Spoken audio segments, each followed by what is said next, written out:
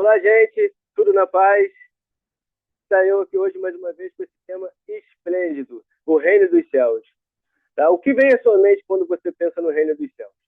É um lugar em um futuro distante, um paraíso para onde vamos após a morte? Ou é algo mais próximo, mais pessoal? Então sejam bem-vindos aí de volta ao canal Livro de Urântia. Hoje vamos mergulhar em um dos temas mais profundos da espiritualidade. Tá?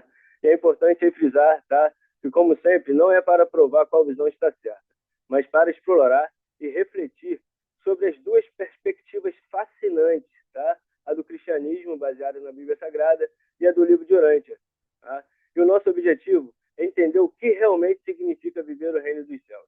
Tudo bem, gente? Então, gratidão aí a todos, espero que todos gostem. Aqui vamos ver um pouco o que é a Bíblia Sagrada e o que é o Livro de Urântia. Né? A Bíblia Sagrada é a melhor opção de um estudo com foco de entender um dos textos mais influentes na história da humanidade. Ela é a base de uma das maiores religiões do mundo, e seu impacto na cultura, arte e política é imenso. Estudar a Bíblia é essencial para compreender a civilização ocidental. Ela oferece uma variedade rica de gêneros literários, como poesia, história, leis e etc., escritos ao longo dos séculos. E o Livro de Urântia é a melhor opção com foco em explorar uma cosmologia e uma teologia alternativas e unificadas. Por ser um único documento, com uma narrativa consistente e detalhada, ele oferece uma visão coesa sobre a vida de Jesus e o universo. Seu valor de estudo está em analisar uma revelação moderna que propõe uma nova estrutura para a espiritualidade. Ok? Então, vamos poder ver aqui, primeiramente, o reino dos céus pela visão da Bíblia Sagrada. Tá? Aqui podemos ver o reino dos céus no coração dos homens e o reino dos céus é um lugar futuro. A visão do reino como uma realidade interior. Essa visão é similar à visão do Livro de Urântia. Tá? Na Bíblia, o conceito do reino de Deus é apresentado de duas formas, criando uma tensão que muitos teólogos chamam de já e ainda não. Em Lucas 17, 20 e 21, sendo Jesus interrogado pelos fariseus sobre quando havia de vir o reino de Deus, respondeu-lhes: o reino de Deus não vem com ostentação, nem dirão, ele está aqui ou ele está ali, pois o reino de Deus está no meio de vós. Então, este versículo nos mostra que o conceito de um reino espiritual que existe no meio de ou dentro de nós, mostrando que Jesus na Bíblia já ensinava sobre a natureza não física ou política do reino. Tá? Então podemos ver aí que Jesus já ensina, né, uma visão do reino de Deus não física, né, nem política. E sim que ele existe no meio de nós, dentro ou no meio de nós. Né? Então vamos para a segunda visão do reino como uma realidade futura e externa. Muitas interpretações cristãs focam na ideia de que o reino é um evento futuro, que ocorrerá no fim dos tempos. Em Mateus 25, 34, então o rei dirá aos que estiverem à sua direita: vinde, benditos de meu Pai, e tomai posse do reino que vos está preparado desde a fundação do mundo. Este versículo reforça a visão de um reino como uma herança futura, algo que os crentes tomarão posse em um momento posterior, após o julgamento final. Mateus 7, 21, nem todo o que me diz, Senhor, Senhor, entrará no reino dos céus, mas sim aquele que faz a vontade do meu Pai, que está nos céus. Este versículo liga a entrada no reino a ações e a obediência à vontade de Deus. Em seu contexto mais amplo, pode ser interpretado como um requisito para entrar em um reino futuro. Tá? Então, aqui uma realidade futura e externa. E a visão do reino em sua natureza e caráter. Estes versículos descrevem as qualidades do reino, alinhando-se com a abordagem de que a espiritualidade é prática, como em Romanos 14, 17. Porque o reino de Deus não é comida nem bebida, mas justiça e paz e alegria no Espírito Santo. Este versículo nos mostra que a Bíblia define o reino por suas qualidades espirituais e morais, e não por coisas materiais. É um reino de virtudes, não de riquezas ou poder. Em Marcos 10, 15, em verdade vos digo, Quem não receber o reino de Deus como uma criança, de maneira nenhuma entrará nele. Este versículo fala sobre a atitude necessária para receber o reino: a humildade, a fé e a pureza de uma criança. Isso se alinha à ideia de que o reino do céu é um estado de ser e de coração, e não uma conquista intelectual. Ok, gente? Então vamos ver aqui o próximo. A natureza do reino dos céus na Bíblia. A Bíblia apresenta o reino de Deus sob duas perspectivas principais que podem ser resumidas da seguinte forma. A primeira, como o reino como uma realidade futura escatológica. Esta é a visão mais comum e tradicional. O reino é um governo futuro, celestial, que será estabelecido da terra por Deus no final dos tempos. Um governo justo é o reino de Cristo, que virá para julgar o mundo, derrotar o mal e estabelecer um reinado de paz e justiça eterna, como nos versículos que nos mostra aqui adiante. Mateus 25, 31, 34, descreve um rei, Jesus, vindo em glória para julgar as nações e dar o reino aos benditos de meu Pai. E a salvação eterna. O reino é a morada final dos justos e dos salvos.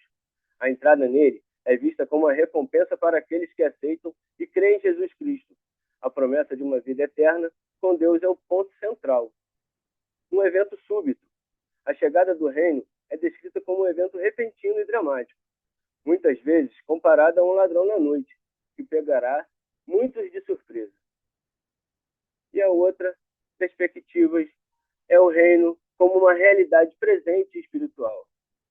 Embora essa menos enfatizada em algumas doutrinas, a Bíblia também ensina que o reino de Deus já está em operação no mundo, no presente momento, no coração do crente.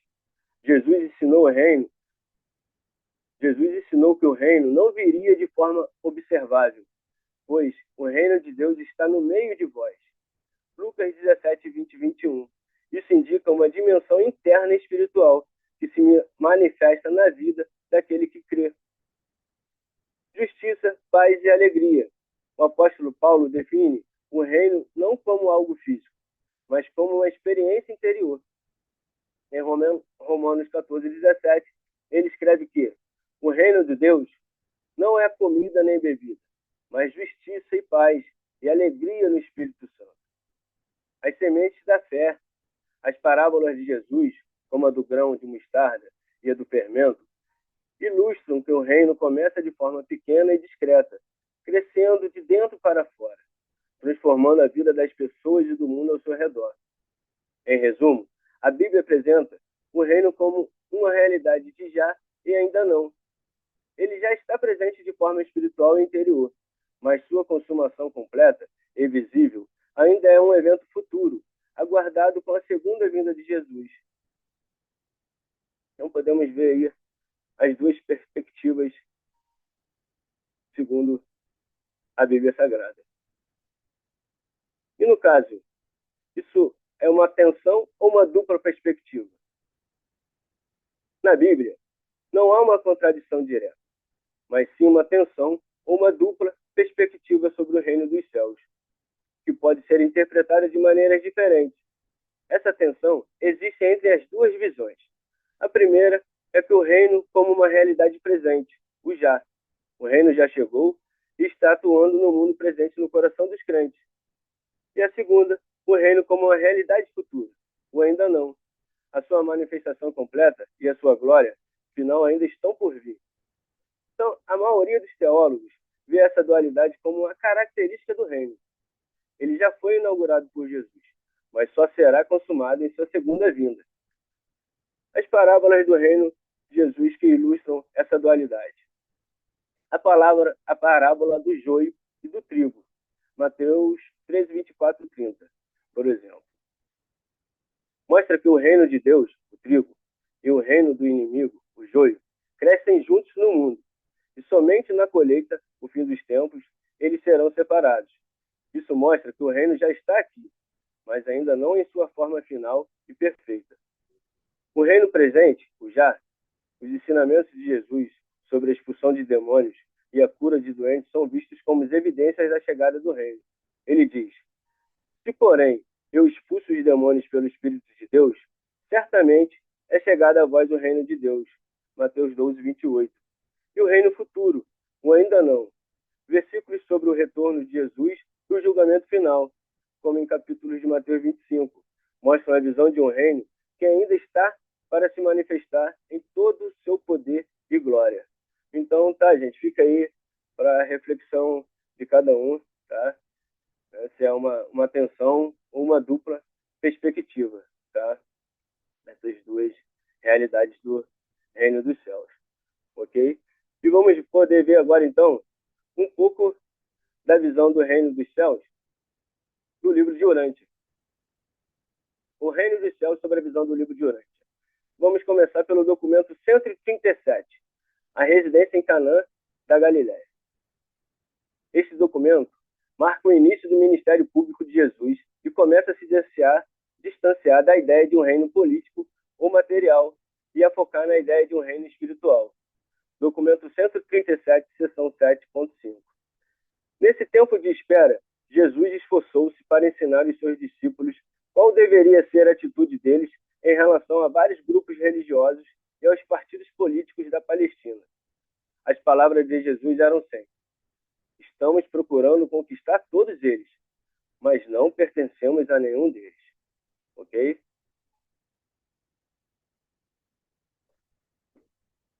Então já está aí de início o que Jesus fala no primeiro documento 137. E o reino dos céus em nosso coração, no livro de Urântia, documento 137. Documento 137, seção 1.1. Com uma segurança sincera, Jesus deu as boas-vindas a André como o primeiro dos seus apóstolos, daquele grupo de 12 com o qual ele deveria trabalhar na tarefa de estabelecer o novo reino de Deus nos corações dos homens. Documento 137, seção 7.13. Se bem que mais tarde Jesus houvesse ordenado que os apóstolos devessem partir, como fez João, e pregar os ensinamentos de Deus e instruir os crentes. Ele colocou ênfase na proclamação das boas novas do reino do céu. Ele repetia infalivelmente para os seus colaboradores que eles deveriam demonstrar amor, compaixão e compreensão. Muito cedo, Jesus ensinou aos seus seguidores que o reino do céu era uma experiência espiritual que tinha a ver com a entronização de Deus nos corações dos homens. Tá? Então, podemos ver aqui nesses duas sessões do documento 137, né, que Jesus diz aqui o novo reino de Deus nos corações dos homens. E aqui também nesse que tinha a ver com a entronização de Deus nos corações dos homens. Então, podemos ver aqui que o livro de Urântia, no documento 117, nos deixa claro aí que o reino dos céus é dentro dos corações dos homens. E podemos ver aqui o que fala mais esses documentos também, 137, seção 1.6. Depois de terem contado com detalhes a sua longa busca nas montanhas, Jesus continuou ainda a sua instrução. Vós devíeis aprender a procurar o segredo do novo reino nos vossos próprios corações, e não nas montanhas. O que vós estáveis procurando achava-se já presente nas vossas almas. Sois de fato, meus irmãos, e não necessitáveis ser recebidos por mim. Já éreis do reino e devíeis ficar animados, afrontando-vos para também ir conosco amanhã até a Galiléia. João então ousou perguntar: mas, mestre, Tiago e eu seremos agregados teus no novo reino, do mesmo modo que André e Simão? E Jesus, colocando uma das mãos no ombro de cada um deles, disse: meus irmãos, já estiveste comigo no espírito do reino, antes mesmo de outros solicitarem ser recebidos. Irmãos meus, não tendes necessidade de pedir para entrar no reino. Vós tendes estado comigo no reino desde o princípio. Perante os homens, outros poderão ter tido precedência sobre vós. Mas também no meu coração, eu já vos coloquei nos conselhos do reino, antes mesmo que estivesses pensado em fazer esse pedido a mim. E no documento 137, seção 8.9, não sejais enganados por aqueles que vêm dizendo que aqui é o reino, porque acolá está o reino. Pois o reino do meu Pai não concerne as coisas visíveis nem materiais. Este reino está convosco, mesmo agora. Pois onde o Espírito de Deus ensina e guia a alma do homem, na realidade ali está o reino do céu. que o reino de Deus é retidão, a paz e a alegria no Espírito Santo. E no documento 137, seção 8.13, e o reino que eu vos proclamo não é um reino de poder ou de abundância. O reino do céu não é uma questão de comida e bebida, mas antes uma vida de retidão progressiva e júbilo crescente no serviço de que se perfecciona do meu Pai, que está nos céus. Pois o Pai disse, dos seus filhos do mundo, é da minha vontade que sejam finalmente perfeitos, como eu mesmo sou perfeito. Então podemos ver aqui que temos várias seções do documento 137 nos mostrando, né, de que o reino de Deus é retidão e a paz e a alegria no Espírito Santo. Né? E que o reino de Deus é de podermos fazer a vontade de Deus, né? E como ele nos pede de sermos perfeitos, como ele o é perfeito. E a natureza do reino dos céus no livro de Urântia? É interno, não externo. O livro de Urântia ensina que o reino não virá com grande manifestação de poder ou de forma visível ao mundo. Ele é uma realidade interior. O reino do céu é o governo de Deus que se manifesta na vida de uma pessoa que aceitou fazer a vontade do Pai. É um crescimento contínuo. A entrada no reino não é um evento único, mas o início de uma jornada. A parábola da semente de mostarda é frequentemente usada para ilustrar que o reino começa como algo pequeno e, através de crescimento gradual e espiritual, se torna uma grande realidade na vida da pessoa. Então, podemos ver aqui, né, que a realidade é uma realidade interior, que o reino do céu é o governo de Deus que se manifesta na vida de uma pessoa que aceitou fazer a vontade do Pai. Então, ao passar, né, a aceitar a filiação de Deus e passar a querer fazer a vontade do Pai, que é um crescimento contínuo e que se manifesta no amor e serviço. A principal característica de alguém que vive no reino é a prática do amor desinteressado e o serviço aos seus semelhantes. É por meio de uma vida que reflete os valores de verdade, beleza e bondade, e que a realidade do reino se torna visível aos outros. Não tem relação com dogmas ou religião organizada. O livro de Urântia separa o reino do céu de qualquer instituição ou dogma religioso. A fé em Deus e o amor ao próximo são os únicos requisitos para se viver nele. Tá? Em suma, a visão do livro de Urântia sobre o reino do céu é de uma realidade espiritual presente, uma transformação da alma que resulta em uma vida de propósito, paz e serviço, tornando o indivíduo um cidadão do reino, aqui e agora, e não em um futuro distante. Tá? Possamos aí também refletir nessa visão, né? Muito bonita. Documento 140, os ensinamentos dos 12 apóstolos. Neste documento, Jesus instruiu seus apóstolos sobre a natureza do reino. Ele explica que o reino dos céus não se manifestará com poderes externos, mas sim no coração dos crentes. Ele ensina que o reino é um conceito espiritual de fraternidade e amor. No documento 140, seção 1.2. O novo reino que meu Pai está para estabelecer nos corações de seus filhos terrenos é um domínio perene. Esse governo do meu Pai nos corações dos que desejarem fazer a sua divina vontade não terá fim. Eu declaro que o meu Pai não é um Deus só de judeus e gentios. Muitos virão do leste e do oeste para se sentarem conosco no reino do Pai, enquanto muitos dos filhos de Abraão recusar-se-ão a aderir à nova fraternidade de prevalecimento do Espírito do Pai nos corações dos filhos dos homens. E o documento 140, seção 1.5. A vossa mensagem para o mundo será: buscai primeiro o reino de Deus e sua retidão, e ao chegardes a tanto, todas as outras coisas essenciais para a sobrevivência eterna vos serão asseguradas, por acréscimo. E agora, eu deixo claro para vós que o reino do meu Pai não virá com uma aparência exterior de poder, nem com uma demonstração pouco inusitada. E, pois, não deveis sair para proclamar o reino dizendo, ele é aqui ou ele é lá, pois tal reino que pregais é Deus dentro de vós. Muito bonita essa também. Tá? que o reino é sua retidão, né? Que ao chegar a tanto, chegando à retidão, né? Primeiro buscar isso, né? Sua retidão. Buscando isso, todas as outras coisas essenciais para a sobrevivência eterna vos serão asseguradas por acréscimo. Então, vamos ver aqui a próxima. A lei de Deus e a vontade do Pai.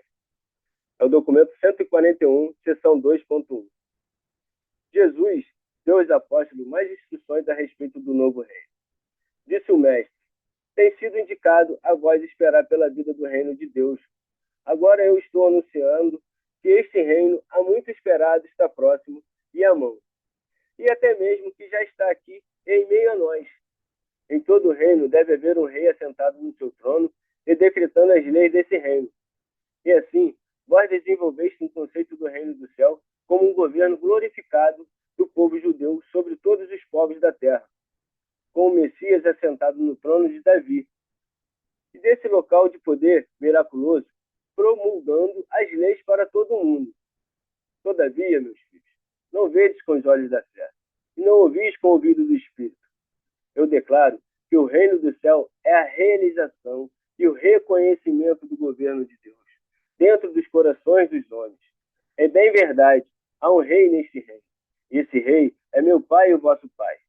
De fato, nós somos os seus súditos leais, mas transcendendo de longe a esse fato, esta a verdade transformadora de que nós somos os seus filhos. Na minha vida, tal verdade está tornando-se manifestada para todos. Nosso Pai também se assenta em um trono, mas não um trono feito pelas mãos. O trono do infinito é a eterna morada do Pai nos céus dos céus. Ele completa todas as coisas e proclama as suas leis de universos a universo. E o Pai também governa dentro dos corações dos seus filhos na terra, pelo Espírito que ele enviou para viver dentro das almas dos homens mortais. Então, que não vejamos Deus como um rei num trono, né, material. E sim, no trono dos céus e dos céus. E no documento 141, seção 2.2. Quando fordes súditos desse reino, de fato ouvireis a lei do soberano do universo. E em consequência do evangelho do reino que eu vim declarar. Quando vós descobrirdes pela fé como filhos, não mais vos vereis como criaturas súditas da lei de um rei todo-poderoso, mas vos vereis como filhos privilegiados de um Pai divino e amantíssimo. Em verdade, eu vos digo, enquanto a vontade do Pai for como uma lei, para vós difícil será estar no reino. Mas quando a vontade do Pai tornar-se verdadeiramente a vossa vontade, então estarei de fato no reino, porque o reino ter-se-á tornado assim uma experiência estabelecida dentro de vós. Enquanto a vontade de Deus for a vossa lei, permanecereis como nobres súditos escravos. Mas quando acreditardes nesse novo evangelho da filiação divina, a vontade do meu Pai tornar-se-á a vossa vontade. E então sereis elevados à alta posição de filhos livres de Deus, filhos liberados do reino. Então, enquanto permanecermos dando Deus como todo-poderoso, né, nos impondo leis, não estaremos fazendo a vontade de Deus. Mas quando começarmos a fazermos a vontade de Deus, de aceitarmos a sua filiação divina, é onde a vontade do nosso Pai tornar-se a vossa vontade. Então sereis elevados à alta posição de filhos livres de Deus, filhos liberados do reino. O documento 141 é a proclamação do reino. Este documento detalha como Jesus proclamou o reino a diferentes grupos de pessoas e como as suas definições variam para que todos pudessem compreender. O documento enfatiza a ideia de que o reino é a vontade de Deus sendo feita na terra.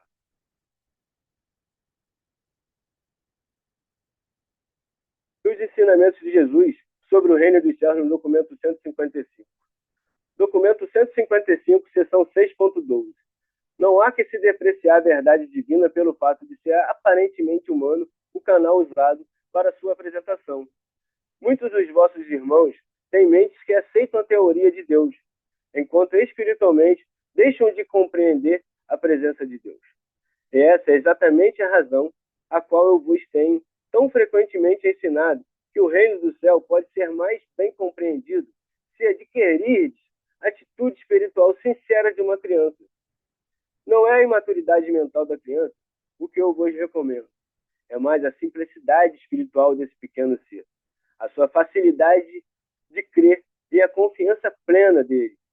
Não é tão importante que devesses considerar o fato da existência de Deus. Mais importante é que cresças na capacidade de sentir a presença de Deus. Tá? Então, gente, que possamos dar ênfase nisso aqui, né? Que não é tão importante o que devesse considerar o fato da existência de Deus, mas que é mais importante que cresçais na capacidade de sentir a presença de Deus, né, em sua simplicidade espiritual de uma criança.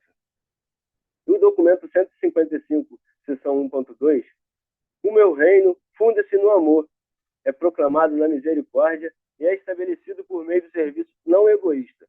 Meu Pai não se assenta no céu rindo em menosprezo dos pagãos. Ele não fica irado no seu grande desprazer.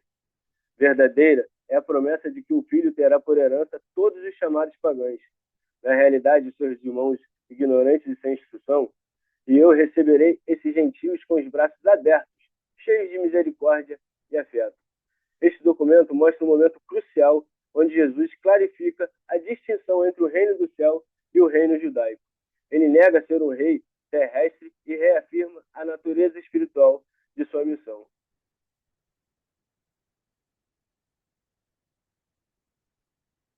Então aqui está, né, o que é fazer a vontade de Deus.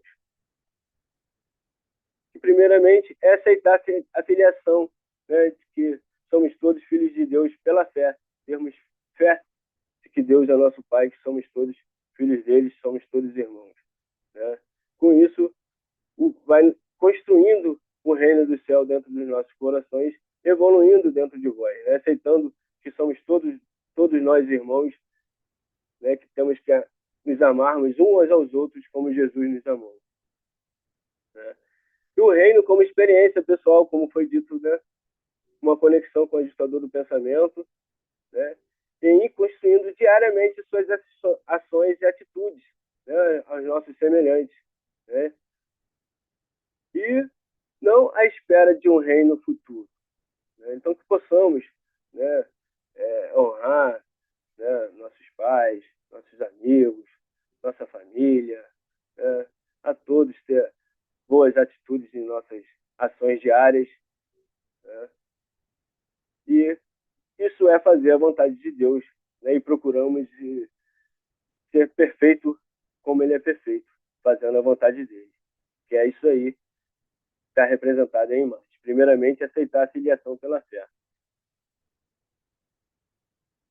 O reino dos céus, segundo o livro de Orante, no documento 170. Vamos ver aqui porque tem essa confusão aqui, né, sobre o reino do céu. Jesus usou os termos reino do céu e reino de Deus de forma intercambiável. Mas a ideia de um rei temporal já estava profundamente enraizada na mente judaica. Para os apóstolos, a mensagem do reino estava misturada com a crença de que Jesus retornaria em breve para estabelecer o reino em poder e glória. Eles também esperavam que sua vinda fosse súbita e espetacular, como o fermento na massa ou a semente de mostarda. A confusão também veio de fato de que o cristianismo tornou-se uma religião organizada em torno da pessoa de Jesus, e o evangelho sobre o reino se transformou em uma religião sobre Jesus. E a visão de Jesus é que o reino do céu é uma experiência pessoal do homem em relação aos seus semelhantes na terra com o Pai nos céus, né, como mostrou ali as imagens anteriores. Ele ensinou que o reino não é um reino de poder ou abundância, mas uma vida de retidão progressiva e júbilo crescente no serviço ao Pai. Jesus desejava substituir a ideia de um reino por um conceito de família celeste.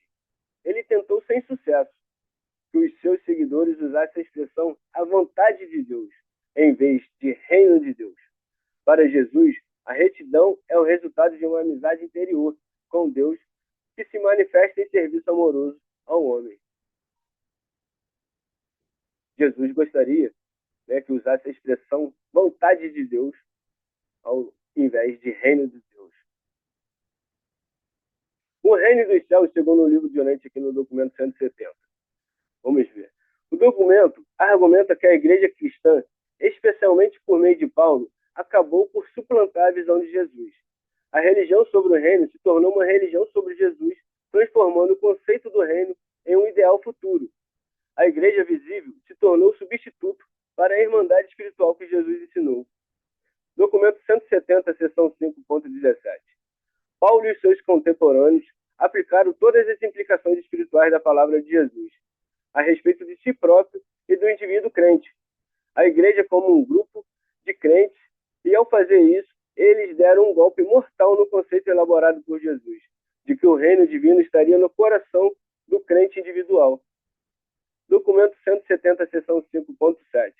A igreja, institucionalizada, de Paulo tornou-se uma substituta virtual para o reino do céu proclamado por Jesus. E o documento 170, seção 5.10, a tragédia consistiu no fato de que essa reação social aos ensinamentos do reino tivesse desalojado e suplantado tão completamente o conceito espiritual do verdadeiro reino, como Jesus ensinou e viveu. E o documento 170, seção 5.14. Eles trataram de impedir que o seu ensinamento ficasse totalmente perdido, substituindo o ideal doméstico sobre o reino pela criação gradativa de uma organização social visível, a Igreja Cristã. Essas passagens mostram como a visão de Jesus, focada na experiência pessoal e na irmandade espiritual, foi gradualmente substituída por uma estrutura social e institucionalizada. Vamos ver aqui um pouco da coerência do livro de Urântia. Um ponto de comparação. A diferença principal entre a visão bíblica e a urantiana é que, para o livro de Urântia, a ênfase é quase inteiramente na natureza presença interna do reino, enquanto a Bíblia, embora aborde essa ideia, dá um peso significativo à natureza futura e externa. No contexto do livro de Urântia, não há contradição sobre a natureza do reino do céu. Pelo contrário, o livro é bastante consistente ao apresentar o reino de uma única forma, evitando as dualidades que podem ser encontradas em outras obras. A base do livro de Urântia é a de que o reino do céu é puramente espiritual e pessoal. Ele não é visto como um evento futuro ou um reino político que virá para a Terra. A sua única manifestação é na vida e no coração de cada indivíduo. O reino é como uma experiência pessoal. O livro reforça a ideia de que o reino é sua própria experiência interna de ter Deus como Pai e a sua atitude para com os seus semelhantes. Não há uma espera por um reino futuro. O reino é construído diariamente por meio das suas ações, da sua conexão com o ajustador do pensamento, como podemos ver naquela foto anterior. A ausência de dualidade. O livro de Urântia não tem a tensão de já e ainda não, que existe na Bíblia. O reino já está aqui, e a sua plenitude depende apenas da sua aceitação e crescimento espiritual. A sua manifestação não é um evento escatológico, mas o resultado da vontade de um indivíduo em viver como um filho de Deus. O exemplo de Jesus, a vida de Jesus, conforme descrita no livro, serve como um exemplo perfeito do que significa viver no reino. Ele demonstra o reino em cada ato de amor, serviço e compaixão, e não a espera por uma glória futura para ser o rei. Em resumo, a coerência do livro de Urântia sobre o tema do reino pode ser uma das maiores diferenças em relação à visão bíblica. Ele oferece uma visão mais singular e focada na experiência pessoal. Então, espero que tenham gostado, tá, da visão, que possam refletir, e vou deixar aqui para finalizarmos esse texto para reflexão. Como eu vivo o reino hoje, tá, gente? Possamos refletir aí sobre como vivemos o reino do céu hoje. Então, depois de explorarmos as visões do livro de Urântia e da Bíblia sobre o reino do céu, a grande questão que fica não é onde ele está ou quando ele virá, mas sim como eu vivo o reino hoje. Se o reino do céu é tanto uma realidade interior no nosso coração, quanto o ideal de justiça, paz e amor, então a sua chegada não depende do evento futuro, mas de nossas ações no presente. A sua presença é sentida cada vez que escolhemos a bondade em vez do egoísmo, a compaixão em vez da indiferença e o serviço em vez da busca por poder. Portanto, a maior reflexão que podemos ter é: estou com minha vida construindo o reino de Deus na terra ou apenas esperando por ele? Então fica aí o convite para irmos além da teoria e aplicar o conceito na prática. Tá, gente? Espero que tenham gostado e gratidão pela respiração e de que na respiração sincera, em que não a nossa vontade, mas que a vossa vontade seja cumprida. Namastê.